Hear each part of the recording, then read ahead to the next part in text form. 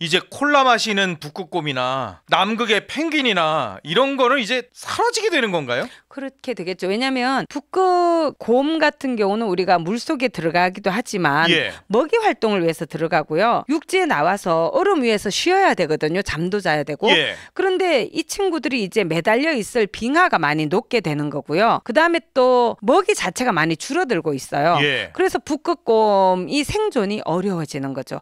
그래서 이 북극곰이 인가로 내려와서 막 쓰레기통을 뒤진다든지 이런 일들도 벌어지고 있죠. 예?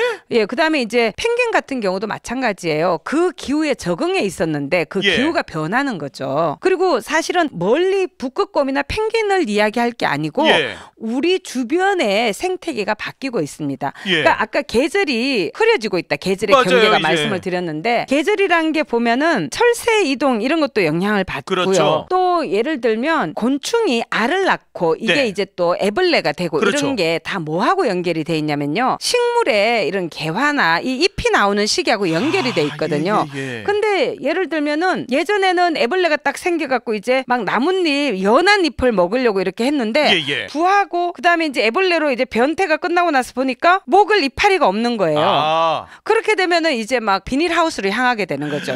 아이고. 얇은 게 있는. 그래서 예, 하여튼 이게 뭐냐면 이런 주기가 달라지는 거예요. 이야. 근데 특히 식물은 예. 일조량에 빠르게 반응을 한대요. 그렇죠. 그래서 우리가 보면은 겨울에 막 개나리가 피잖아요. 따뜻할 예. 때. 그러면 저 개나리가 사실은 뭐 이런 표현이 좀 그렇지만 미친 거 아니야? 예. 이런 표현도 쓰는데 개나리가 미친 게 아니라 개나리는 일조량에 반응을 하기 때문에 일조량이 많아지면 내가 이제 꽃을 피울 땐가 보네. 그리고 피게 되는 거예요. 아. 그래서 식물들은 이거에 맞춰서 막 이렇게 하는데 동물들 같은 경우는 아무래도 동면을 취하는 데도 있고 예. 그리고 얘들은 짝짓기도 계절이 정해져 있잖아요. 그게 다 이 계절하고 연결이 돼 있거든요. 그러니까 먹이 활동이 활발하거나 자기가 새끼를 번식을 했을 때 개가 세상에 나왔을 때 예. 먹고 살기 편할 때 그게 이루어지도록 딱 정해져 있는데 이게 막 흐름이 흐트러지니까 부화가 되든 뭐 변태가 일어나든 이러면 오리둥절한 거죠. 먹을 게 없어지는 거죠.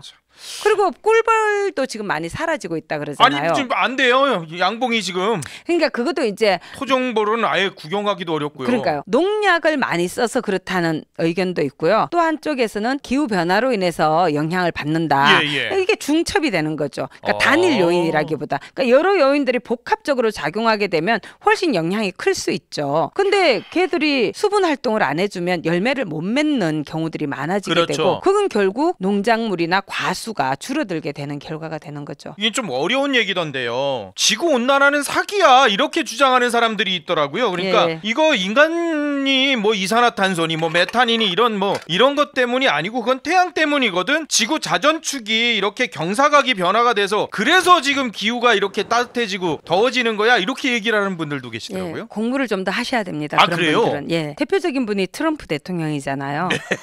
그래서 저는 그분이 정말 그렇게 생각하는지 잘 모르겠는데 예. 자연과학자들이 이제는 더 이상 이거는 이론의 여지가 없다고 해요. 예. 그러니까 99% 이상의 자연과학자들이 합의한 거거든요. 예. 기후변화에 관한 정부 간 협의체라는 게 있어요. 예. 그러니까 영어로는 IPCC라고 표현을 하는데요. 여기는 한 2,500명 이상의 과학자들로 구성이 되어 있어요. 이분들이 이 기구는 UN 환경계획이라는 기구, 예. UNEP, 그다음에 WMO라고 세계 기상기구. 예. 이 두 기구가 연합해서 1988년에 만들었어요. 빨리 만들어졌군요. 예. 그리고 나서 이제 이분들이 하는 일이 뭐냐면 기후변화 평가 보고서를 발간하는 일을 해요. 예. 그래서 이 기후변화 평가 보고서를 그러니까 발간하게 된 이유가 뭐냐면 과학자들이 볼 때 앞으로 기후변화가 점점 심각해질 것 같다. 예. 그런데 정책 결정자들이 이런 기후변화를 염두에 두고 정책을 결정할 필요가 있다. 그래서 우리가 뭔가 그 정책 결정자들을 위해서 근거로 삼을 수 있는 보고서를 발간을 할 필요가 있다. 예. 이렇게 해서 만들어진 거예요.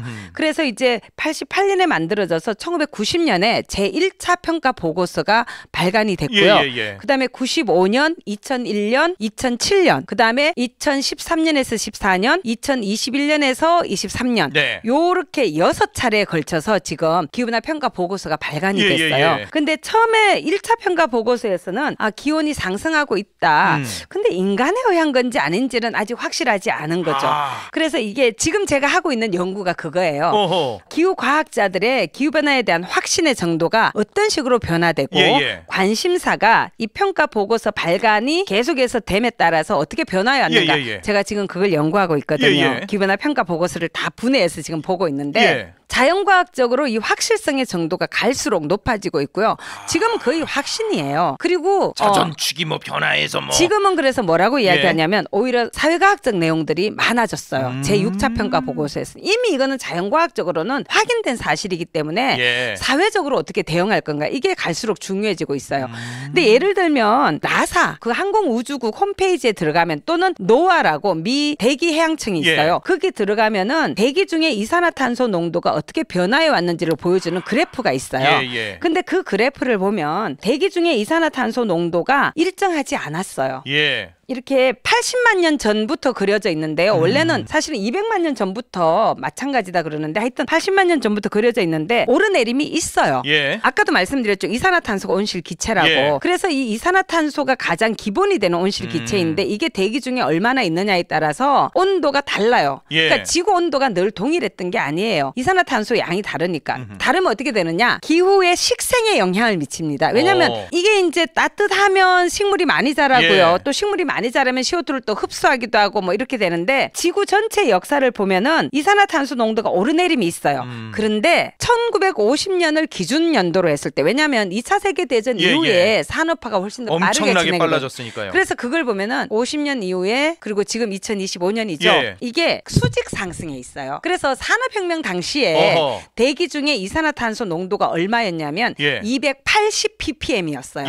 ppm이라는 단위는 100만 분의 1이라는 뜻이에요. 그러면 대기 중에 기체 분자 100만 개 중에 이산화탄소가 280개 있었단 얘기인데 지금은 1.5배가 늘었거든요. 그래서 280에 140, 420이 넘었어요. 430이더라고요. 그러니까 지난 5월에 측정한 게 가장 최근 거였는데 430이었어요. 1.5배 늘었다? 1.5배 더 는 거죠.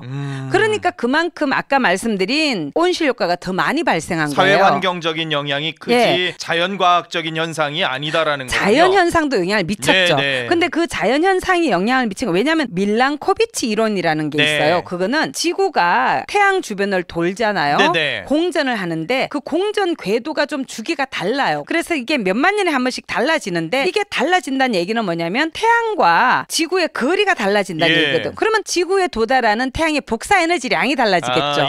그러면 지구 식생이 달라질 수 있습니다. 그 영향도 있긴 하지만 근데 그거는 굉장히 장기적으로 영향을 미치고요. 말씀하신 지구의 그 축 그것도 달라요. 그것도 뭐 1년에 한 번씩이 아니라 굉장히 오랜 기간 동안 달라지거든요. 그다음에 또 지구에서 화산 활동이 발생을 하면 거기서 화산재가 발생을 하죠. 그러면 이게 태양의 복사 에너지가 도달하는 걸 막아요. 그래서 그런 현상도 있고요. 그리고 태양의 그 주변에 태양 흑점 활동이라는 게 있기 때문에 그것도 태양에서 지구에 보내는 복사 에너지의 양에 영향을 주거든요. 그래서 그런 것 때문에 사실은 지구의 온도나 지표면 대기 중에 이산화탄소 농도는 일정하지 않고 오르내림이 있었어요. 그래서 예전에도 빙하기 이런 게 있었던 거거든요. 그런데 지금 우리가 경험하는 대기 중 이산화탄소 농도 변화는 예전에 그런 자연적 변동 그걸 기후 변동이라고 구분해서 부르는데 그것보다 지금 우리가 경험하는 기후 변화는 예전의 자연적 요인으로는 설명이 다 안 되는 거예요.